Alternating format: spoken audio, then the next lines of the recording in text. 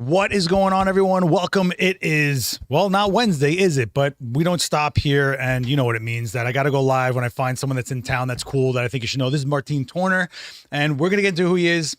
But before we get into that, this is 42 West 18th Street. This is not a green screen. You are welcome here all the time, and this is Adorama. So I haven't done this one in a while, but this week alone, we've had Lindsay Adler live, Daniel Norton live. We've had the photo critique here. This is all just this week. So check out adorama.com/events to make sure you stay up on it, including this. I mean, I just had my guy Kevin show up. There he is, waving. There he is. So you guys are welcome here, and make sure you check out all the Black Friday stuff that's about to hit. It's going to get a little wild, but hold on. We'll get through it together. Before we get going here, I just want to say a huge thank you to the sponsor, boom, BenQ. If you guys have been to the event space, the projector in the sky that's giving us that beautiful 4K accurate color that's projecting to the wall that we're looking at right now, that's BenQ. So if you've been looking for any monitors to edit on, projectors to get going, or even have gaming projectors, which honestly we used when we had the Twitch channel, which were sick, but you took them back, BenQ. I don't know what you're doing to me. Anyway. But thank you, BenQ. Thank you, BenQ, for sponsoring this. And we don't have coffee yet. It's late. So we'll throw a shout out to the coffee sponsor when we get there. But I got Martin here, and you can check out what's going on there. If you are at all in this space, if you are at all of photo nerd, lighting nerd, if you're on sets at all, you've heard of Matthews. Then this guy woke up out of nowhere and said, oh, there's this thing called social media. I guess I will share my wealth of industry knowledge, being a union grip forever, very well respected in this industry. I came across his videos and I hate everybody. And I was like, this guy's awesome. And then we were at WPPI in a crowded elevator, and I was like, I recognize it. Yo, I'm a huge fan of you. Yeah, man. If you want to know anything about grip, the little ins and outs, the things that you can only know from experience, I give you Martin Torner. It's such a pleasure to be here. I feel the same way about this gentleman, you know, in the crowded elevator over at WPPI in Las Vegas. Once I'm off the showroom floor, I kind of put on the blinders and just try to make it to the room, because you're talking to so many people, and it's, you know, real exciting and real great. But when the show's over, it's time to book. But seeing this gentleman, it was really great, and we've come together and been buddies. Yeah, man. Since then, and I'm so happy to be here to actually make this happen. We went from Wednesday to Friday because this is the only time I could do it. I want to thank your production team and Adorama and Seth for making it happen on a Friday. No, we appreciate you, man. You're here from Hollywood, and I mean, that's the home of Matthews, and it's home for a reason. You guys have basically created the industry standards for grip. I mean, when we talk about baby pins, 5/8, that wasn't always the case. Matthews brought that together. Yeah. And, you know, just to give you another reference of what kind of guy this is, I saw him the next day and I was like, man, you look tired. He's like, well, I was going to go to sleep, but, you know, Forrest Gump came on. I was like, well, yeah, you got a good 2.5 hours of just laying, you know, there's snacks. But you got to be a fan to kind of want to be part of the magic. And then you got to make peace with, well, the magic dies when you get on those sets and realizes how it goes and how hectic it is. I mean, how many years have you been a grip in the industry, first of all? When did you get started? I got started in early 2000. So a little bit over 2 decades of being behind the scenes, but I also grew up in a theater company. So I was on my first follow spot in the theater environment at age 11. Yeah. It was, I was born on the floor. I'll tell you, when the union showed up, they'd hide me in the gel closet. And then, but I had these big oversized leather gloves, and I've always loved behind the scenes, man. Yeah. Seeing the flyaways, seeing the ropes, seeing everything. You know, the people on the stage, the actors, the meat, they're great. But the people that really make it happen behind the scenes, it's always been my thing. So when I got out of school, I went down to LA, and that was like 2002. I was in the Bay Area previously. Okay. And I was filming live events and funk shows, jazz concerts, stuff like that, with my Canon XL1, looking all cool. And then I thought, man, I want to go to LA. Was that triple chip XL1? Was that back in the triple chip era? Wow. Exactly.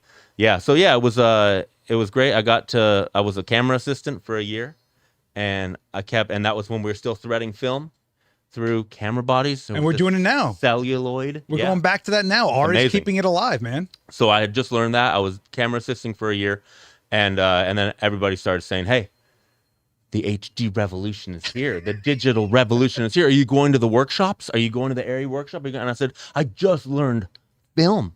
I just learned this. I'm not changing. And at that point, I realized that when I was on set, the thing I loved the most was the lighting. Oh, Yeah. our coffee's here, guys. Look at that. Life's blood. We're so off kilter being on Friday. Thank you so much, man. Thank Appreciate you. it. Look at this. Thank you, Blank Street and Fernando M. Fernando's not here, but thanks, man, for getting our backs. Whoa, there's a bunch of coffee. He's here in spirit. Okay, I know this black cold brew's for me. I don't know what you got. Which one would be you? Cappuccino. Cappuccino. I don't know if that's a cappuccino. This is live, guys. This is what you guys pay the big bucks for. So Hot believe brew. it. Cappuccino. There we go. We're good to go. I don't know who got the hot coffee, but Well, there's Fernando, hot coffee. if you're in the chat, Anyone let me want. know who got the hot coffee. Oh, no straw. All right, we're doing it. We're doing it. We're doing it Slurpee. this way. So yeah, I realized when I was on a film set, the thing I liked the most was light, and the grips make the light pretty. So that was like 2002 Yeah. or so, and Gaffers make the light. Come on. well, the gaffers they bring the light, but once you have without all this soft stuff and all the control, it's just a light. I just wanted to get them riled up. It's just a light. I'm telling you guys, you can play. And you know what gaffers also do? They make sure that the toasters have electricity, and I like my bagels toasted. So thank you, gaffers. But when you want to make light beautiful, you need diffusion, you need cutters, you need scrims. You need to be able to rig the light somewhere. Right. How are you going to hang it from the truss without grip? Well, you guys are safe, right? It's all about keeping everybody 100%. the same way they came in is the same way they leave, right? Yeah. But the other thing is a really good grip understands fidelity. And what I mean by that is you're not using a scrim that's a little yellow compared to the one on the other side that's a little cooler. And you understand the little nuances, not just, hey, that works, right? And it's consistency. You know, That's what it is, when I show people our textiles and they say, well, I can go to Anna's Linens right down the street, No, you and I can't. can go get some sheets. I can go to the Container Store or to IKEA and get some shower curtains. And I'm like, and you can do that every time across the entire studio and where you travel. I'm like, is it all gonna be quarter grid?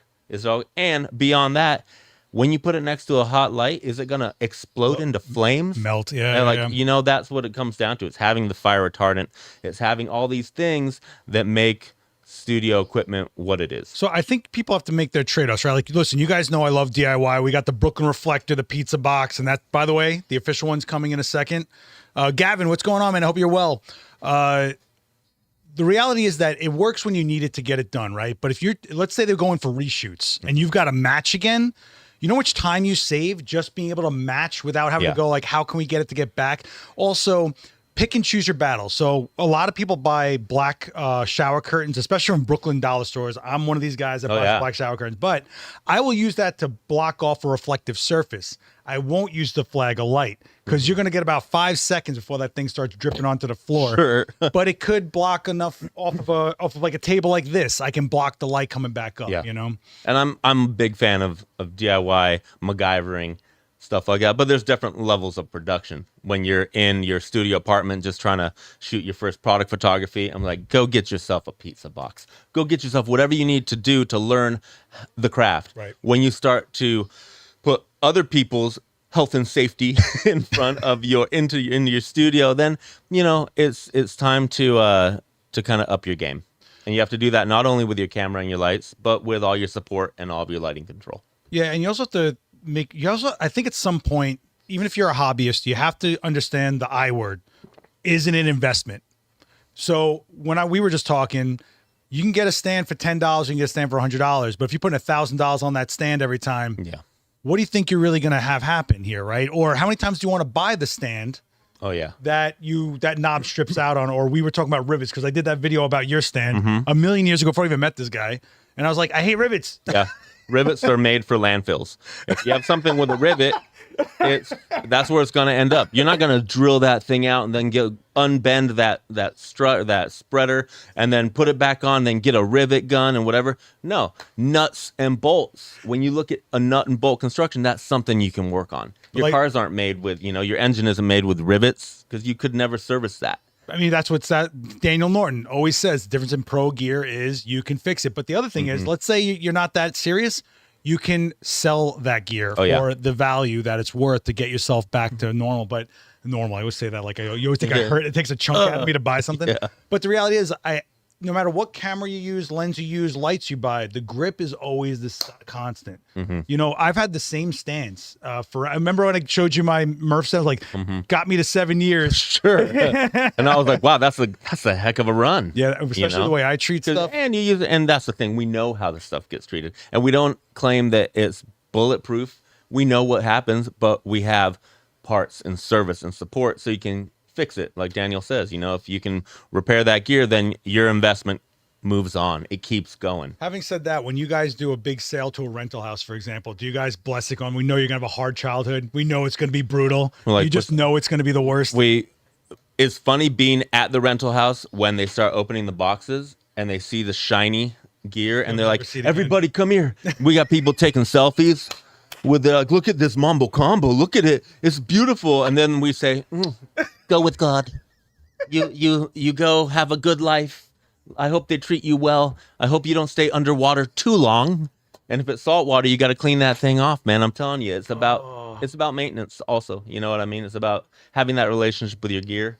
When you come back from a shoot that's been in the beach, everything's covered in salt water and whatever it is, like hose it down, give it some love. You give that same love that you give to your filtration, to your lenses. Like the grip gear needs a little love too. You know, it's just metal. What are you talking about? It's just metal. It's just metal, bro. I hear that. Metal's metal. It's just metal, bro.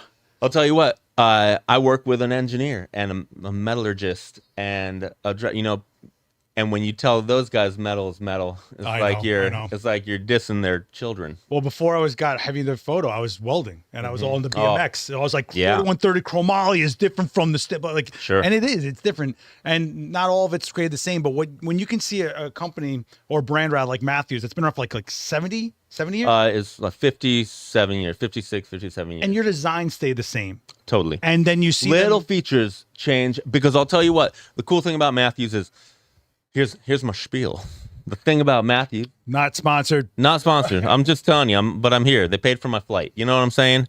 And for my mortgage and all that stuff. But we made up the stuff, and it came from frustration, from people being like, I wish I had a thing that did this thing. Yeah. So how long does it take when you guys are like, I know we all pay attention to social and see like the worst rigs ever and go, okay, maybe someone needs this more than just this one time. Yeah. How long does it go from like, let's figure this out to in my hand?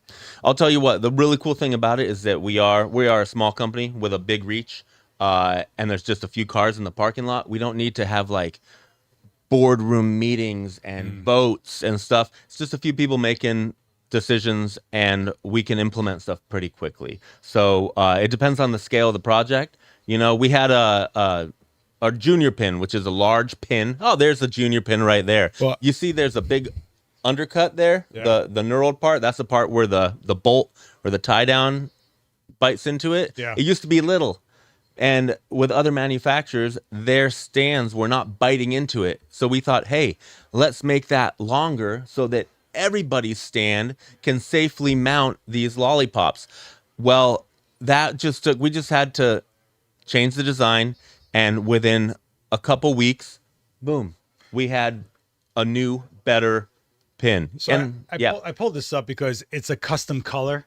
Yeah, and man. I was kind of like, hey, man, how could I get custom color Murph stands? Because I mean, first of all, I've never seen white. Are those powder coated? What are they? Those are powder. Those are powder coated. And they actually take it pretty well, man. When I first saw those, I was like, good luck. And now 5 years down the road, I see the same, from the same rental house, and I'm like, dude, they still look pretty good. Yeah, well, I got news for you. This is the #1 most requested thing from wedding photographers. Oh, that makes perfect sense. So there's a lot of companies trying to right now to put out a lot of white colored grip, but if it's not powder coat, you know what that looks like in a couple weddings? Sure. So, hint. Just throwing it out to you. Yeah. But so let's say I want to do some Murph stands that are white, but look like they're spattered in blood. Let's just say I'm doing something like that. Yeah. Could I call you guys up and get a custom paint? We haven't done the splattered in blood part, because what we do is, and here's the thing, it's done by batch. So if someone calls up and they're like, hey, we want 2 C stands with these custom colors, I'm like, yo, it's gonna cost you the same for those 2. All right. Then it will if you get 20. Do you got any friends that want that same stuff? Because you're paying for a batch. They prep everything. We put it into the powder coating I wanted black stands, but I knew they would probably chip. So there's a lot of like debate over like whether you should get black or chrome C stands. What I always say to people is it's funny how you can actually make chrome disappear easier sometimes on a set than a black bar. It's really, if you think about it, it's not a flat mirror. It's just a point of light around a cylinder. However, I will say if you guys aren't doing pro line gear, if you're doing like you're going budget options, if it's black, it's probably not powder coated, which means that black will rip off and start becoming actually a lubricant within a clamp and could make the arms spin and be unsafe. So if you're going with Matthews, you're pretty solid. I'll tell you what, it's for black stands, the reason I use them, and it's when I have, around strobes and things like that. I don't want kick. I don't want reflections coming off of it. Yeah. And it ends up saving my tape budget because otherwise if I have chrome everywhere, but then we have other people who want that behind the scenes rock and roll look, and they get chrome solely because they want to see those stands. Oh, BTS is as important really as is. the shot. Well, let's talk about it because now you're in front of a camera, which is crazy, right? Wild. And this is Call for the Creators. And now you are a creator and you had to figure out how could I be a grip nerd and reach people with, I kept calling like there are 60-second bangers. Yeah. And there's a lot of people I remember the first time someone never saw a duckbill clamp. Sure. And they were like, Quacker, well, no problem. Yeah, whatever, man. But or lips. They look like or your Jagger. dad welded something to a vice grip, and then and Tyler, our owner, his dad did that very thing to make the first. And it's a bead board holder. Yeah, it's a bounce card holder, and that's when it comes down to it. There's all these weird names, and people call in from all over the world, and they say, "I need this thing. It's called a dinky donk, an onky bonk, whatchamacallit." And I'm like, "What does it do?" That's how we're going to be able to bridge this gap and be able, because everyone calls something different. Oh, it's by geography and what, like, photo people call things differently than cinema people. Definitely. All the time. But it's who you were assisting. It's what era you came in, Totally. But what's crazy is they'll show you like the Quacker and you'll go, they think it was made in a garage. They don't know that it's a part they can buy. Sure. So a lot of people think that whatever they're trying to do is this crazy thing that no one else has tried to do, but I guarantee you someone has, and I guarantee you guys like Martino over here were like, well, we figured that out. I remember watching your imaging from like another aisle, and you're always like this, because you're listening to what they're trying to do, and then you go, and then he does one of these. Yeah, like yeah. And then he opens up his phone and goes, it's like that. Sure. And that's it. And then people can go open up their phone, go right to the Adorama page, and they can say like that, and I go like this, and that's the thing that it's so different now. Matthews used to sell equipment to big studios, Matthews studio equipment. Now it's Matthews everybody equipment, because everybody has access to the cameras and the lights and everything. So all of a sudden, grip gear starts showing up at people's houses and people's studios, and they need to know what it does, and they need to know that it exists. Right. Because before, and here's the thing, on a film set, you have 100 people around you telling you that you're doing something wrong. And that's a whole different environment. When we're in the photography world and when we're on these show floors, people come up, they have been doing it for ages. They have an amazing eye. They understand light, but they've been doing it by themselves. Right. And they say, if you guys only had something that would hold my bounce card safely, that I could angle and adjust easily. I'm like, you mean a Quacker clamp? And like, what is this magic you speak of? And I showed them, and like, that looks like exactly like the thing that I need. I'm like, well, for 35 years it's been around. You just haven't known about it. Oh no! Then I derailed them. Like, why'd you buy that? Watch, I can do it with a C-stand. Watch. I can do it with anything within 3 feet around me. Dude, That's I've the seen thing you about get a grip. I've seen you be very polite, but almost in fights with guys that are like, I hate that thing that you guys make because I have a thing in my truck that can do all this. Yeah. And he said this one line to this guy, and I was like, yeah, and how many times was that lit on fire? Or how many times was that under stress load? How reliable do you think that is? Chain of custody, man. It's like, you don't know what, especially in the rental house environment, stuff shows up and you're like, who used this before I did? I'm about to put this for 8 months over my crew's head, and I need to make sure that thing is safe. You're gonna hang that with a ratchet strap? Right. Where did you buy that? Has it been underwater? Has it been on fire? Has it been, it's like about knowing where that gear's been and what it has done. Right. Because from a few steps back, it all looks safe. But from someone who's seen stuff fail, I'm like, I do everything. I walk away from. I do the push. I do the pull test. I do the push test. I do the shake test. There's all sorts of formulas and words that rhyme and like that mean like, oh yeah, it's righty tighty. It can't fall. I'm like, all right, sure. But after you've tightened it, go push it, pull it, kick it, because that's what's really happening. Especially on sets where people are walking around like this all day and they're not even looking where they're going and they're gonna knock into your rigs. Make sure that the force of some ding dong knocking into your rig is not going to make it topple. Well, people don't understand tolerance. If a material is soft and you tightened it, it still has to get broken in for a little bit. Sure. Especially if it's brand new threads, brand new bushings, brand new, like the cork, you know, all that stuff. If that's new, like new C-stands, the only times people are like, I bought the best C-stand, but it's still loose. You got to work it. You got to work it in. You got to break that cork Get those up. textures pushing against each other. And we use a magic gasket. It's a soft aluminum. It's not cork anymore. But this guy knows because he's old school. He's been doing it for a long time. I mean, I just remember watching, going to rental houses and checking cork. Yeah. And you reject C-stand racks. Sure. Because I'm like, I'm not doing this, man. Or you know, asking for baby pins and they look at you like you have 5 heads because the sands don't come with pins, and you're like, oh, I need baby pins. And that's the thing. That's what, you know, even with any equipment now, and even out of the grip world, one thing I really appreciate is when you see an item and then those 4 boxes pop up underneath that say, you might also be interested in this and this and this. I'm like, oh, more things, more things. But then you'll see like, wait, there's a drop down pin with collar. Holy moly, that might be the thing that I need that goes with this thing. Because once again, I come from an industry that was there was a lot of gatekeeping. You know, people didn't want you to know their secrets. Like, well, if I let you know how I rig it, what's my son gonna do to feed his family? And you're like, it's a different era now, Grandpa. I want everyone to use this gear and use it safely and know it exists. Yeah, you know, because that's where. You know, a lot of people who are like, what are you doing with all these videos? I'm a union grip, 2 decades in a union. And, you know, it's an amazing system, but there's a lot of nepotism. And there's a lot of like saying, if you start teaching everybody this stuff, then what do we know? What's special? I'm like, it's a different era. There's a ton of different people out there using gear and they need to use it the right way. Union grips will only show you something if they want to feed their own ego. Like, you did this wrong. Let me show you how I do it. That's when they show you something every time. And I'll listen every time because I'm like, I now have the opportunity to either learn something or realize that this guy is a joke and I don't ever have to listen to him again. If this knot he shows me is not better than the one that I was already tying. You know what I mean? But at that point, you just gotta bite your lip, you know, bite your tongue and just stand there and be like, show me, because if you show me something better than what I know, I'm going to adopt it and I'm going to tell people that I invented it.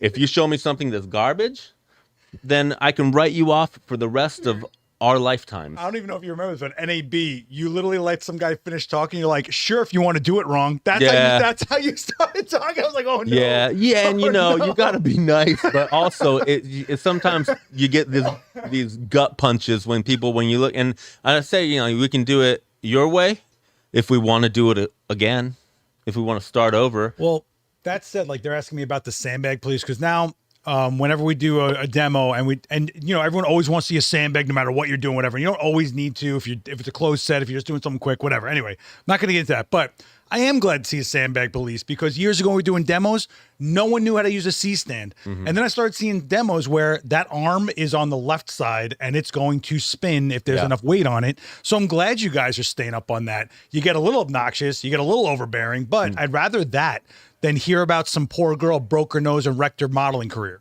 you know? So yeah, the sandbag police have got to kind of chill. But that said, it shows you how far we've come. A lot of indie productions going on now. A lot of NYU school productions going on. At least they're getting there, right? When I was a kid, no one wore seatbelts in vehicles. And look how I turned out. I'm still here. But then they turned it into a law. Right. And people are like, are you kidding me? Are you kidding me? And people were all bent out of shape about it. And then you're like, no, you know what? Like, there's the seatbelt police, and guess who they are? They're actually the police. And you will get a ticket. And now, no matter how annoying it is to be like, I can't believe I got to put this thing on, guess what?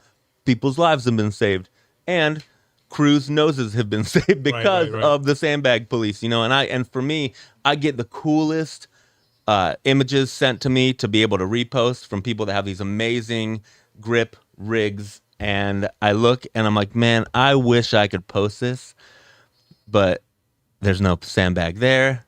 That's lefty. I know that it was probably safe on the day. You know that nothing was going to happen, but I'm not going to put you in front of the firing squad because you're about to get eaten alive by the gremlins, which I appreciate, because that just means that now it is part of the norm, that there are people making a big deal out of it. And, if you do it every time, you're not going to have that once.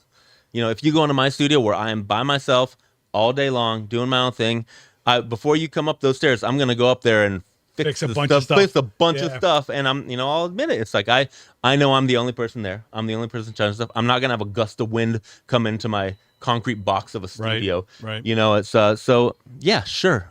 From time to time, I do things that are not the perfect way, but I'm by myself. I need to get it done. That's understandable. Yeah, I mean, I'm live all the time, so I'm always like very conscious of like, what are they going to gotta be. Well, I look at going out live like a debate. Like, what are they going to ding me on if I say this? What would they say and counteract to that? So I always think of it like try to stay ahead of what people are going to say about. So it is a little whatever. But so let's talk about like your career a little bit. What have been?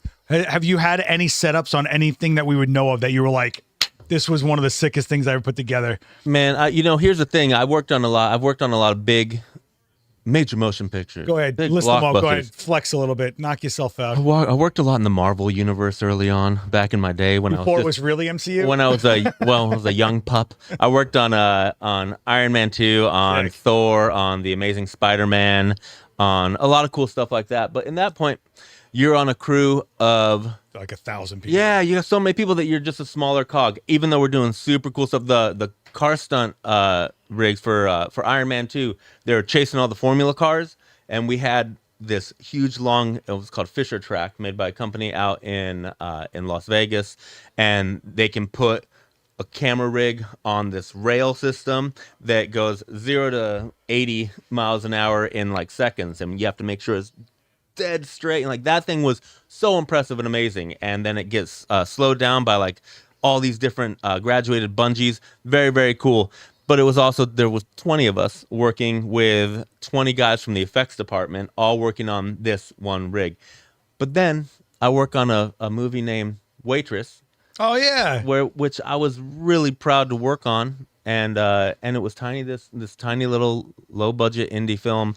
And we had to enclose a patio with double net, with this netting that makes the background a little darker so that we don't have to blast our talent with extremely bright lights, because you need to bring that latitude. You gotta. Yeah. So for those of you guys who don't know about netting, it's instead of having a diffusion level, it's blocking light by a net that's then cutting down the exposure wherever the light is casted. So instead of you changing the light, you're breaking down the light. Yeah, so you can bring down the whole background. I can make this whole store a stop darker by just putting a net that when the camera looks at it, as long as it's shaded, the camera doesn't see it. And it's a really awesome material. And I remember when I enclosed a front porch of a house with that, and for me, any big time grip would be like, any day, I'll do that all day long. I do that in my sleep. But for me as a young grip, I was like, we just changed reality. That's the magic. And even though it might not have been like the biggest rig on the Amazing Spider-Man, it was something that in my career, I was like, man, look, we came to the rescue. Somebody looked, and what grips are, we're not only lighting guys, we're on-set problem solvers. Yeah, absolutely. And, I've had production come to me and say, hey, we have like 5 gorilla suits we need to airbrush, and we need to do it quick. We need to age them. How can you guys help us suspend these things? Yeah. I'm like, okay, we're going to need 2 combo stand. We're going to need a 15-foot piece of pipe. We're going to need 2 big bends. We're going to need all these matrix clamps and being able to help other departments do stuff like that. Or we need to get all these 20 camera carts and gear carts into City Hall, and they're working on the ramp. So we need to build a ramp on these stairs. I'm like, bring all the lumber, dump the truck, and bring all the 4x8 sheets of plywood and build ramps to get all these carts into City Hall. That's cool stuff too. Yeah, man. Saving the day is a really, and justifying the size of your crew. But that's how I think how it is for like everybody that's in a craft. It's the stuff that isn't snazzy that will always, there's shots I've shot that people look like they're like, yeah, because you don't realize how hard that was. Yeah. That's why it's so awesome. Sure. You know what I mean? Yeah. CGI'd sets and green screen, whatever. I mean, I worked as a PA and stuff. I was never a grip, but you know, I remember having to change an entire soundstage from white to neon green to back to white to neon green. And that is brutal. But Yeah. I remember looking back at, I was VH1 at the time I did this for, and going, you know what? Yeah. You know, it's not glitzy, but I was really proud of it. You know, Yeah. I did a whole thing for IKEA where we had to build the entire skyline out of boxes, 35 feet tall on a whole soundstage. In the end, it was a piece of this in a newspaper. Yeah. You know, but Sure. it was cool. You know, I think that's when you know you're really doing what you want to do, when the stuff that isn't glitzy. Yeah. But now, I mean, when we were coming up, there was no social to share it on. So I think there's a bit of a drug to it now. Like, look what I'm doing. Yeah. Look at the rig I'm doing. And then you see the comments of like trashing them. Yeah. It is what, but you know what goes into stuff, you know what Yeah. I mean? And even when it, you know, from low tech to real high tech stuff, when you're able to, like we do, another name drop, I worked on Mandalorian and it was amazing. And we were on a volume metric LED stage, the a LED big LED stage. LED. But when we wanted a hard light, we had to pull panels, drop ropes, and pull up a piece of pipe and put a light on it. I'm like, oh, we have like the most amazing technology in the world here, and I'm dropping a rope, tying it to a pipe, or bringing in a Max Menace arm to suspend a real light with a hard, you know, quality to it to be able to give a nice hard edge on something. So I love also seeing when things can be like super, super high tech, but then you can go with this like more traditional low tech stuff. That's what I've been doing. Well, that's what's crazy is the people that design the high tech aren't the same people that are trying to produce something in the. So like, for example, they used to make all these crazy synthesizers that like mimic guitars and violins. But if you ask any musician, they're like, well, when it's making a weird sound, that's when I like it. Yeah. Because then they don't know what you're trying to get to as a creative. The LED domes are amazing. When you see them at the trade shows, you're like, this is incredible. And you can tell that they never move, right? They're always in like, they're in a desert, but they only walk 15 feet. Sure. Or the fight scenes are in a tube, you know? It's never like a big set. Or they have to be at a certain angle because they don't want to look off. Right, right. Yeah. And then you can't make that LED tube hit like a tungsten light ripping out of, you know, Sure. a 10K or whatever. So like, what do? You just get that light. You get it on a stand, bring it in, and then and So that dope. and then you have to cut it off of the screen so it doesn't, you know, blow it out. Oh my God. Wow. Look, this chat has come to life. We weren't forgetting hey. you guys. We weren't, for sure. There's many times we don't know what the gear already exists.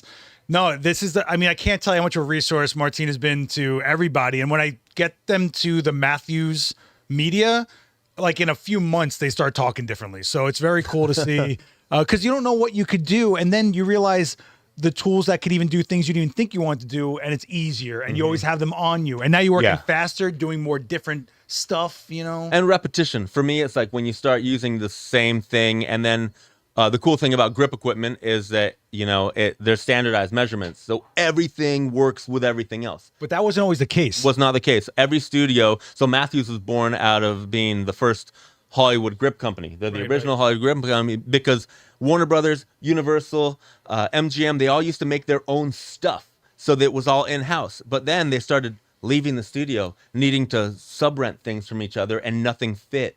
So Matthews became the first third-party manufacturer of all this equipment, and they went to the government, the U.S. government, and said, hey, we are a big enough industry. Can we standardize some measurements here? Because as a third-party manufacturer, I can't make this one for these guys and a different one for those guys. So everyone came together and agreed on the 5/8 baby pin, the inch and an eighth junior pin, and then they standardized those measurements.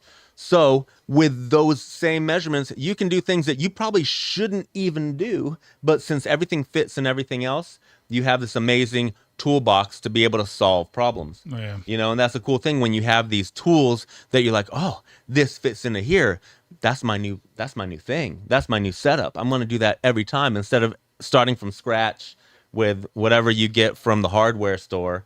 You know, it's like and also being able to show up somewhere, like I can leave all my gear in LA, come out to New York, You're good. and I can rent. I'm like, give me one of these, give me 2 of those, and everyone will have the same stuff. And I'm used to using it, which is safety, efficiency, all really important things. Oh no, when I started going to like peer spaces and I started seeing C-stands already there, my heart, oh thank God. Like you give me a C-stand with a 40-inch arm and some A-clamps, I can probably get through anything. Hey, I see where you baby Yoda up there. Guess what? I pushed around baby Yoda, also known as the child on set. It's like, It hey, wasn't even Baby Yoda. it wasn't. It wasn't. It's Grogu. Come on, guys. So they're asking, what do you do to protect your body and avoid injury when you're working as a grip? I'll tell you what, one of the most important things in the world is Gloves? stretching. Oh. I wish I wore gloves more. I'd always have them on my belt, but then when things get heavy, I just go to the work. The only time I'd wear gloves was for pipe and for lumber. Oh, Because interesting. I don't want splinters and I don't want like rusty or aluminum shards in my hands. Otherwise, I really value the dexterity that I have. I think there's way better gloves out now too. Now with the rubber coat, what do they Yeah, call it? they're like expendable gloves. Yeah, that you yeah, just yeah. use and you can. But I always use like work gloves, like big leather work gloves. That it was hard to tie knots. As a grip, I always tell people, can you tie your shoes over your head? Because if you can be a grip. Nice. Because that's what we do all the time. We're tying textiles on this stuff. We're tightening knobs. But the most important thing, I think, especially with 16-hour days, is stretching, man. Just waking up and stretching. Not because it snowballs. If you're hurt the 3rd day, the 16th day, you're even doesn't worse. get better. It just gets worse. And when you hurt one leg and you start walking differently, then you start hurting the other leg, and then you start, it's like all, What's the longest you've been on a set? I had a 27-hour day, and then I had to go home. That wasn't even the end of the day. Music videos. I got sent home because I had to be on another set in 5 hours. So that was the reason it would have been like a 30-hour day. Wow. And there was wolves, bears, a falcon, broken mirrors, shooting high speed. They're like, oh, the bear's not ready. Bring in the wolf. And it's like, when you're doing that stuff, like you're in the mix right there. And but yeah, that was a long day. But then it's 7 hours. It isn't even those long days. It's when you're on your 17th day straight, even if they're not super long, crazy killer days. Yeah. It's not having those breaks in between that all of a sudden it just turns into just one big mix up. Look at that screensaver, bro. That's intense. Thanks. You take good what I shoot. pictures, man. I love your stuff. Thanks, man. I appreciate that. I was when I was PA, I actually take coherency test, like a cognizant test. Yeah. Because you're on there so long that you could be a liability. You ever had to do that? Well, I've never had to do that. I think that it would be a lot better if you did, because normally we work like an hour away from our homes, and when we're done with those days, with those super long days, like, all right, drive home, and you're like, and that's a big issue. So now, like in the new union contracts, like if you do this and this, and you go beyond this point, production has to put up people in a hotel room. Oh, okay. And stuff like that, because it's just not safe. See, the insurance company made me take the cognizant test. The insurance company is making people, take hotel rooms. Because even, when you offer someone a hotel room, they're like, I just want to go to my bed and take a shower in my house and then come back here in 7 hours. You don't like those sandpaper towels that smell like bleach and like leave those fuzzies everywhere. And then take little buddies on you to wherever you go next. It's those hitchhikers. Dude. I don't miss those days, but I don't think I was doing work that was as rewarding as you, because I was like PA level. You're like grip.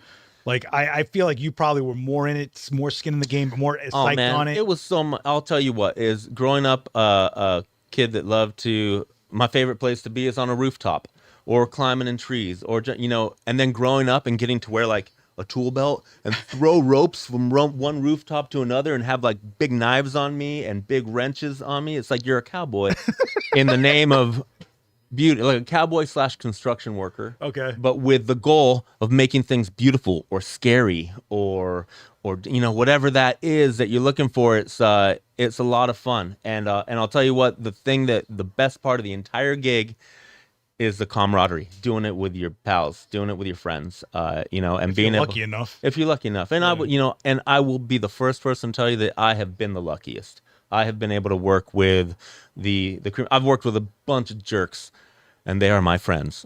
And they are, over time, you find your crews. And that's the cool thing about, I think the cinema side of it is that we do work in crews of people, in a community of folks. You recommend each other. That's the thing. 100%. Is like, people don't get that, like, every job is really an audition for the next job. I've never had the only time I had a job interview was at Matthews. I sat down at a table and I talked to, HR was there and everyone. You wore the one tie and shirt he has, like, hey. Yeah, and it was rope. But yeah, everything is just it's a text. Are you available tomorrow? Are you available right now? Can you do a 6-month run next month? And it's all, and I might be the lowest guy on the totem pole on one show, and a week later I might be the boss. Right. So you really do take care of each other. My parents were actors in theater, and their best friends, they were competing with them for the next role. Right. With me, I am depending on my friends for the next job. So I want to make sure that you eat and that I eat and that we all have a good time doing it. And that's something, working at Matthews is great. And the employees, everyone in the building it really has a family vibe to it. But we're not jumping from rooftop to rooftop, climbing ladders and throwing ropes, and lighting. You've been there. You did it. You know what I mean? I think it's important when people are talking about gear that you're going to use to do it. Did they do it? Yeah. That's a big deal. You're talking to like an actual guy who's done 2 decades grip. That's a way better than some polo shirt wearing dude that's like, hey, I just got this job on LinkedIn. What's that you need? Yeah. Yeah, I know my SKU numbers. Like, and that's a cool thing at Matthews. Every Monday we have training, and I get up in front of our entire sales team and we talk about the gear. I'm like, because I would get all the calls would go to my desk. They'd be like, hey, this guy needs to know about this one thingy. And I'm like, all right, send him through. Hi. And I thought, now instead of me answering it, how about I tell Chris Hammond, our guy who deals with a lot of the East Coast, I'm like, I'm going to tell you the answer so that now you have at least a little bit more knowledge, and then I don't have to answer that. Nah, you guys should be giving them projects. Be like, go film a 2-minute spot. And I'll bring people up in the studio out into the showroom because they'll ask me something. I'll be like, I'm not going to tell you, I'm going to show you. Right. And having me in the building, that's really brought, so every Monday we do a morning training, and I'll say, this is a double net and this is a single net. If you turn them to the side, they get thicker. If you flatten them out, and I'm like, these are the little things that people need to know. And it's not just a part number. It's not just a SKU. It's a tool that people depend on. And like you said, if someone is purchasing a C-stand, let them know that the baby pin with collar exists. Yeah. Because that's something that once it shows up, they're going to be like, yes, here it is. I need to order more things now. Oh no! We were at Imaging and he texted me and said, "Did your class just let out?" Because they're like, "What's the Murph?" They came rushing us. Man. It was like, where's the stands that Seth uses? And I'm like, that's my guy, man. Yeah. And but it's because you understand, it's when you use, and I don't tell people they have to buy our gear, because whatever they buy just to get the job done, eventually they'll realize that they should have bought investment quality stuff in the first place. Right. I don't tell people that you're going to fail if you don't use our equipment. But once your equipment you did buy fails, then you're going to be like, shoot. Well, what I think is interesting, when we started talking, I don't think you realized how much the language or community is different from cine to photo. And then when I said, you're like, what? I was like, go to Imaging. Imaging's the show to go to. And then when I saw you talking to people there, I think you started seeing like how the divide hit. 100%. And even when I brought the people from Professional Photographers America to you, and they were talking about like, hey, we want to get stands. What should we get? Sure. It was from like base level on that, because they haven't had to rig anything heavier or anything over or whatever. A lot of people are just, hey, sir. Sorry. Yeah, take that guy's car keys away. Oh my God! We like to let homeless people in here to stay warm every It now is and then, warm. so, It's kind of chilly out there. Jeez. No, but it's really interesting that a lot of photo people, everything's smaller, more compact. You're getting it on your back and you're going somewhere. So when I did the video about the travel stand, the first thing I brought up was, it doesn't fit in my carry-on. It's disqualified. Yeah. Because I'm not carrying an extra thing of stands most of the time. So 100%. that was the big thing that that's the first thing for my travel stand. I just broke down everything I looked for. And once you start having that conversation, it's not, oh, that's crazy. They go, you know what? That is what I'm looking for. That is what I need. So I think it's on both sides. You probably have to listen to so many weird situations. And then you guys have to weigh, is this enough of a situation for us to pay attention to? And it all comes, just like what I said before, it all comes from problem solving And like you're saying, if we hear it enough, it's funny. Every photo show now and NAB, I've had one person come up to me with the same weird question, and they're like, and we're a company that works with metal, wood, and textiles. That's the stuff that we have with our, anyhow. They ask, hey, I'm shooting right next to an MRI machine. Oh. And there's a lot of people because there's so much training and maintenance in the medical field. And they're like, your stuff is the best, but what do you have that's not metal? That's not metal. I'm like, even if it's aluminum, I'm like, I wouldn't even put aluminum near those things. Carbon like, fiber. That's what it is. Yeah. And that's the thing is that carbon fiber is really great. It doesn't bend well. It doesn't. If you want a straight shot, no problem. That's great. But if you side impact that with a brake pad, that's why they always have cuffs. Yeah.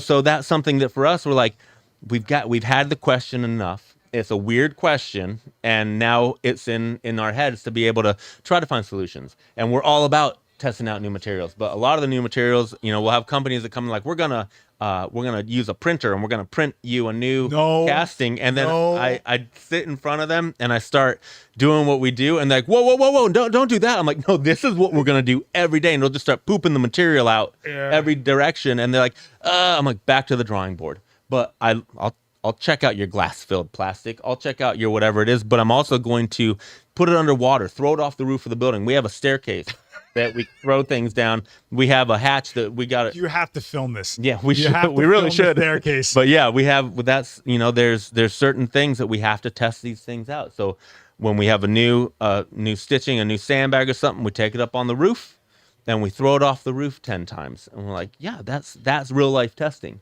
You can do formulas on your computers. But I'll take a stand, tie a rope to the top of it, put sandbags on the base, and pull it as hard as I can. And because that's real world scenarios. Man, so you guys are probably looking at all sorts of polymers now.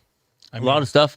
Polyurethanes. Yeah, and carbonates. And we're all about checking them out, but it hasn't gotten to the point yet that you can just, especially on a large scale, because there's people like, we can print you metal.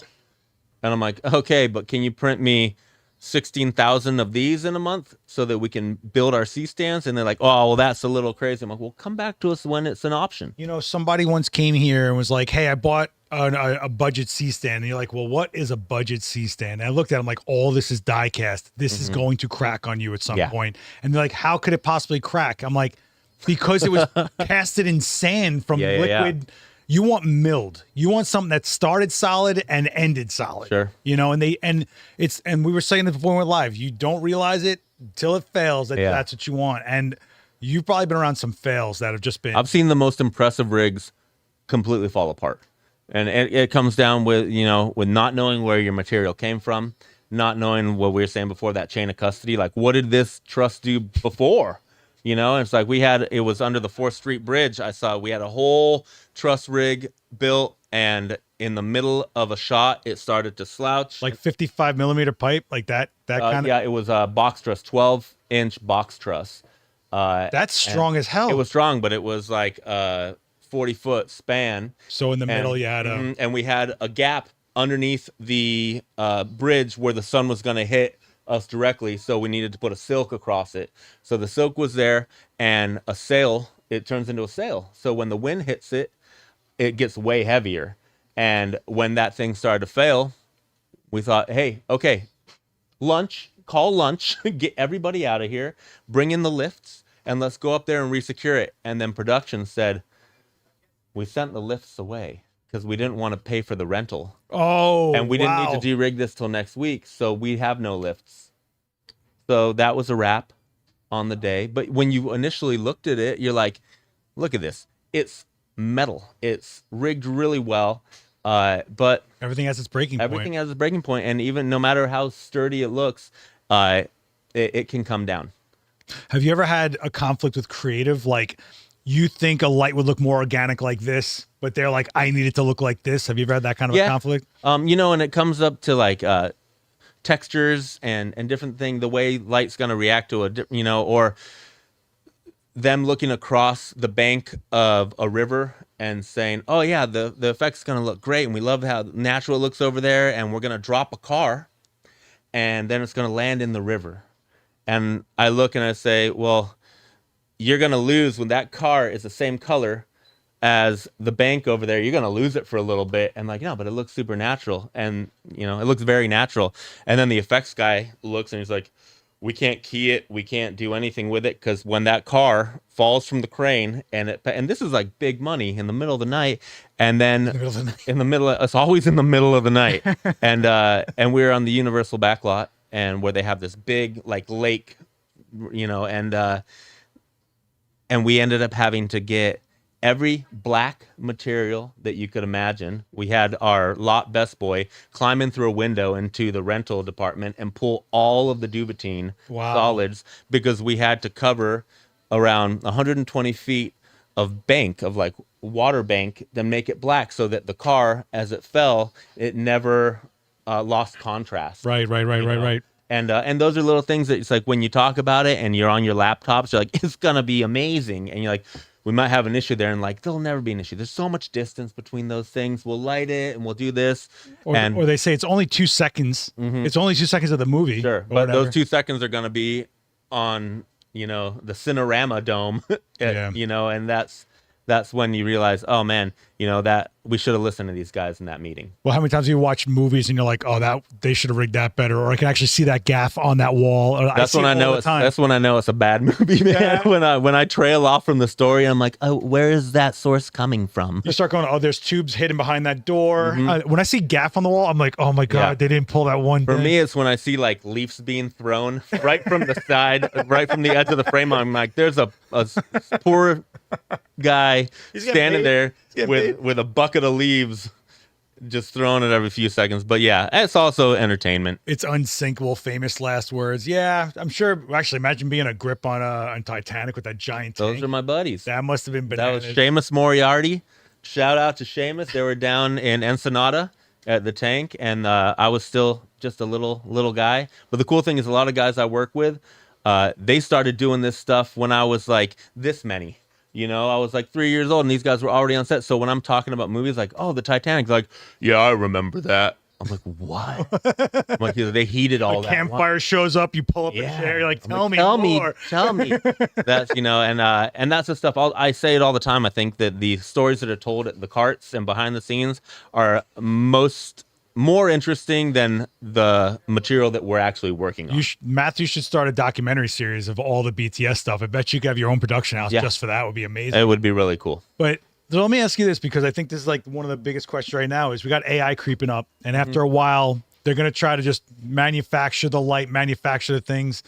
Do you think we're going to get to a point where it's all slowing down with practical, or do you think that there's going to be a backlash of no, people are thirsting for practical and they're going to look for those movies, look for those TV shows, I think it's the same thing that's happened with film. It's the same thing with, you know, when the Lord of the Rings brought back miniatures, people were like, oh wow, this looks different. This isn't just like weird early CG stuff. It's like, I think there's a need for, and also for things that are like tangible. Yep. You know, I think that's something that I'm really, you know, I still listen to vinyl. It's not just because, oh, the set is so warm. It's like, no, I like taking that media, having it in my hand, showing it to my kid, being able to look at the back and see all the information and have something real.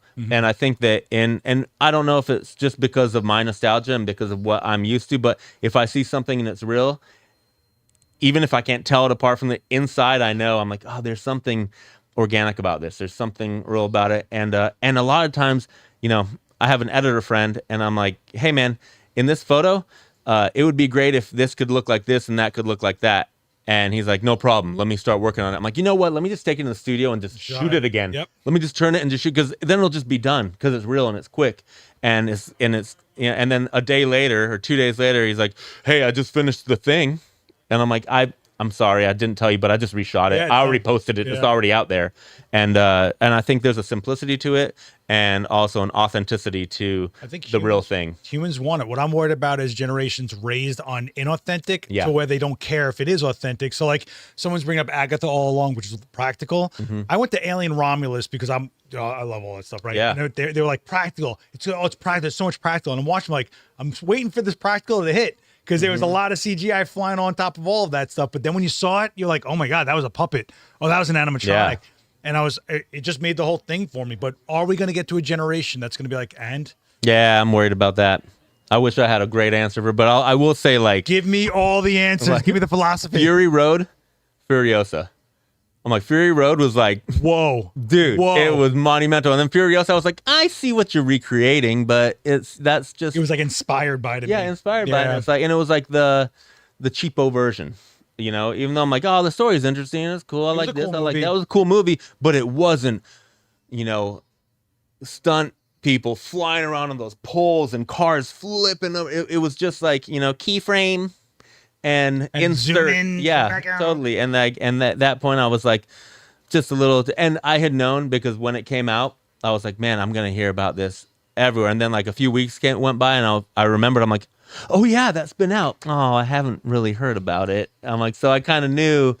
It gets disposable, man. Yeah. You know, but I remember when Matrix came out and a lot of people were talking about the effects, and I was like, you're missing the whole thing. This one fight sequence was one shot. Yeah. That was a choreographed 5 minutes straight. Mm-hmm. That's the crazy. You can keep on throwing CGI at me, but that, yeah, like when Crouching Tiger hit. Oh my god. What? Yeah. You know, when you see what humans are capable of, that's where you get. And they covered an entire city with silk.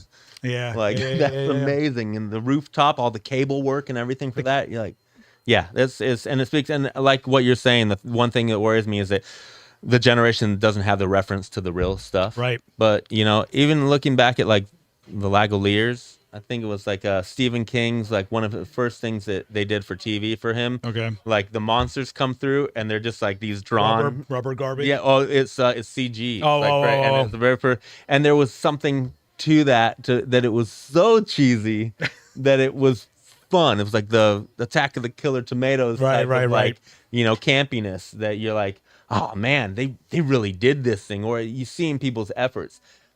If there's efforts being put into it, it's something that I'm into efforts and people's passion. I mean, I spent 15 years shooting effects, and I'm really into character design. Mm-hmm. And the one thing that breaks me apart with character design is when they do this amazing thing and then they just polish the whole thing over again with CGI. Yeah. And I'm like, come on. Mm-hmm. You know, when they unveiled the new Pennywise, I was like, okay. Yeah. All right. And then the more I watched, I'm like, just stop touching it with this stuff. Leave it alone. But at some point you can't, because I mean, look at Hulk, right? You couldn't do Hulk without animation, you know, or probably those LED domes or whatever. But in the end, they still need human beings to produce it, I feel, because if it's all AI, what are we ingesting? It's true. I don't know. You know, with the Mandalorian, it's like Favreau took that chance and he's like, bring in the puppets, you know, and like it was all going to be CG. Yeah. And then they brought in the puppeteers and the puppets. Well, I think that's where Star Wars went wrong. Is like when you went to go see Phantom Menace and it was all just cartoons, and you were like, how is Jabba the Hutt not a puppet? Sure. What are you doing to me? Or I don't know how you guys feel, but I still look back at the 90s Ninja Turtles movies as like this pinnacle of puppetry. Yeah. And then you watch the new ones, you're like, the designs are kind of cool, but I'm watching a bunch of cartoons. The effort isn't there. Oh, when you watch the mouths move on the 90s one, you're like, how is this magic? Sure. And you even see the wrinkles in the Jim Henson, man. Yeah. Oh man. That's amazing. Did you ever do anything with Jim Henson Studios? No, but my buddies did the new show that they had done a few years ago, that they all gripped all of the new Henson production. Okay. And it was cool because all of that work happens on steel deck. You know, everything has to be raised up because all the puppeteers. Oh, right. Yeah. So the grips were actually the guys that got to be there hand in hand next, doing all that support and hearing everything where you're not allowed to see the puppets without the puppeteer mute. So everyone like has to turn around while they put them back into their cases and stuff, because there is a magic there. And they're like, no one wants to see a lifeless Kermit. It'll break your heart. You know what I mean? And they know that because it's the magic there and there's the culture there, and there's effort. Oh, that's you know what I mean? When I first started seeing FX artists sculpting the things for weeks, for months, the paint that goes into it, and they've got to do it like 1,000. Like, look at Penguin. Oh, bro. Dude. First of all, the makeup alone. Shout out to a Renaissance. I hope they win everything. And Trent Taft, my boy, who was part of that. Congratulations on all that. That is not just an amazing makeup. that is going to be a pinnacle of an industry, just like Danny DeVito, Yeah. Penguin, just like all these things that we remember. That's going to be a pinnacle point. That's going to be a benchmark 100%. makeup. But the lighting in that show, you could put it on mute and I put it on the background. It's its own reality. It's its own world. Oh. That's one of, and I don't watch a lot of that genre. I was glued to the screen. Bro, it was a villain good. no one ever celebrates. They always want Joker or something. Sure. No one ever does anything with Penguin. I want to see the origin story of the Scar. Yeah. I want to see what happened in that. Give me a short. Give me something on that. Little Shop of Horrors, absolutely. That plant was so incredible. Audrey too. They're filming the new Fraggle Rock here in Calgary. Interesting. Cool. There's a lot of stuff happening in Canada. They film a lot in Canada to mimic like all sorts of stuff. Vancouver is a bustling town. Yeah, Atlanta's bustling. London, huge. It's all permit stuff. You know what I mean? It's all about like what's cheap to film in. Sure, and having somewhat of an existing infrastructure to be able to do it. Yeah. Out here, New Jersey is exploding with stages. And Brooklyn and Steiner Studios, and there's so many studios that are happening out here, and the technicians are here to do it. Atlanta was explosive. Do you think you'll ever have a Matthews division here in New York, coast to coast? I don't see. We have an amazing rep out here, Ken Emker, who really takes care of everybody. But we hear all the time people saying, I wish I could come to your Burbank location. Why don't you have one like that here? Because our showroom is a magical place. If you're ever in Burbank in LA, you swing by. I gotta swing by. Yeah, the door's always open. I leave at 4:30 to go pick up my daughters, so show up before then. Well, I used to go to Burbank twice a year for Monsterpalooza and Son of Monsterpalooza. So I didn't know him back then, unfortunately, but I would totally swing through. But no, we would love to be a lot more present out here because it's every block somebody's filming. It's great, and I love to see it, and I love to see the old school nature of it too, that it's not a brand new place. Like, it's been happening here. The Century stand came from New York. The C stand was from Century Lighting right here in New York. Then Matthews turned it into a folding stand so that you could take it on the road, and I love the history of it in this town, and photography, cinematography, image making all around. Yeah, man. Well, hopefully I can get you to come back and do it like a formal demo, maybe like a couple days of just like stuff in here would be amazing. I think you should do a whole video just on knots. Yeah. I get asked that all the time, and I know like 3. Like, but 3 knots can get you through everything. 20 years of gripping. If you could just get a knot that you can pull and it goes away, that means I can work on a truck. Yeah, totally. You know what I mean? For sure. But I mean, I think it's the weird little things that aren't product based, that aren't something that can be. You can't get something to tie a knot for you. You know what I'm saying? Sure. You can't buy something to do it. So it's know-how. I think you should do a total series of knots on your social. That would be massive. And if you guys want to see anything from this guy, let me know in those comments. If you're watching the playback, what you want to learn from Martin. I think it's endless, right? But where do we start? I see the comment like, Alf, man, hide your cat. Because Alf is in the building. That was the grimmest ending heavy. Of a series I've ever seen. Yeah. They're like, if they find him, they're going to dissect him. And what they do, they found him and they go to credits. Yeah. Or dinosaurs. Remember dinosaurs? I've rewatched it recently. It was dark from the drop, man. Like that little, not the mama. Oh yeah. That little creep. And then the Ice Age comes. But that, at the end, the Ice Age came, and you're like, oh yeah, that's it for that baby. Sure. Good. Baby. I hope we see more stuff like that. I mean, it's really amazing. And I think growing up with 90s movies, you got spoiled to this like magic. Like even Jaws, man. Sure. Probably the most famous animatronic of all time, which didn't even work. And that's why it was so, because that added the suspense. Like, you never really see it. Alien 1. Yeah. This close to Sigourney Weaver's face, forget about it. Amazing. Are you kidding me? Amazing. Unbelievable. The best. I mean, what's your favorite creature character of all time? Oh man, that's a toughie. I'm a Predator guy myself. You know what? I really, and this is to the side, Stan Winston, Legacy, seeing those guys do their stuff, really, really amazing. But I think the sand worms from, oh gosh, the claymation. Yeah, like that's really, really awesome. The new one. I thought it was fun. Yeah, I thought it was a lot. I thought it was fun. It was a lot. It's I was screening it to see if I could show it to my 7-year-old, and it's all good. It's you all know, right. but it's all right. But it's that same thing, man. You got sequels that are, you know, I always expect too much. I got high expectations for everything.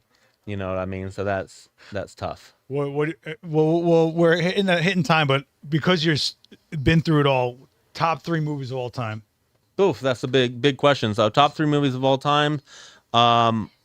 I'm a huge Shawshank Redemption fan. That's one, if it comes on, you can leave it on. And it's so good, and there's such a great story. I'm also, I grew up in San Diego. I went to school in San Francisco. So LA was always the dirty monster in California that I never really loved. I've been there for 24 years now. It's my home. I've made people there. I own land there. I love it. There. I'm a Dodgers fan. Sorry. They started in Brooklyn. They did. For the record, the Trolley Dodgers. But the movie, it's a Michael Mann movie, and it's named Heat. Oh my gosh. And that was a long movie for it. Was so long, but it's so good, and it showcases Los Angeles in such a really had an El Camino in it too, which I do appreciate. Oh, it's great. It's a great film. The shootout scene was like 15 minutes. So good.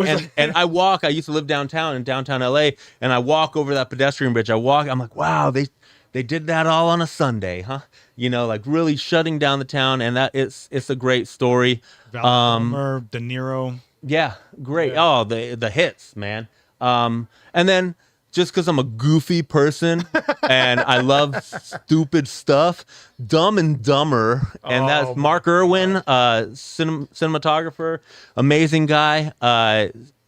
He's ASC, CSC, really awesome guy. He shot it, and it's a road film, and I love road movies. Yeah, you know, and they really loaded up the grip truck, and they traveled across the country, and they shot that film. No wonder you like Fury Road. It's like the ultimate road yeah, trip, exactly. Man. So those, I think, are 3 of my heavy hitters. All right. There, that it's like, if nothing's on, and I'm sick of looking for something for an hour, and bedtime's coming because I'm old now and I need to sleep. I'm like, let's just throw on one of the classics. And yeah, when I used to have a dark room, I didn't listen to music. I put on movies I've seen 1,000 times so I could see it in my head. And the first movie I'd always go to, Tombstone. Oh, I could so see good. that movie in my head, and I had a red gel in front of the TV, sure, so that I could work in there. But I have that poster in our office. We have a Tombstone. Dude, good. Anything Scorsese, I can see in my head. I mean, I was raised on Scorsese. I just learned that it wasn't I'll be your Huckleberry, it's I'll be your Hucklebearer, which is the guy who carries your coffin. I didn't know that. I was like, Huckleberry. It's the Mandela effect. Yeah. Yeah. Oh, man, that's everywhere now. That's popping up on my feed everywhere. J.C. Penney, there's an E at the end. I don't remember that. Forget. We've been numb for so long just trying to get to tomorrow that we just take everything for granted. Yeah. Dude, man, we totally hit it. I can't believe we finally did this. I think it's been waiting for it for a long time. Dude, I hope we do more stuff. I really would love to get you to do some classes in here. I'm not just saying that. Hopefully we can stay up on that. But the trade shows are coming up. I'm totally going to harass you. Please let's do something cool, man. If you guys want, make sure you stay up on Matthew's social. He's hitting 60-second bangers, teaching you guys stuff. And but it's something different on everything else. It's like MSE grip. MSE grip.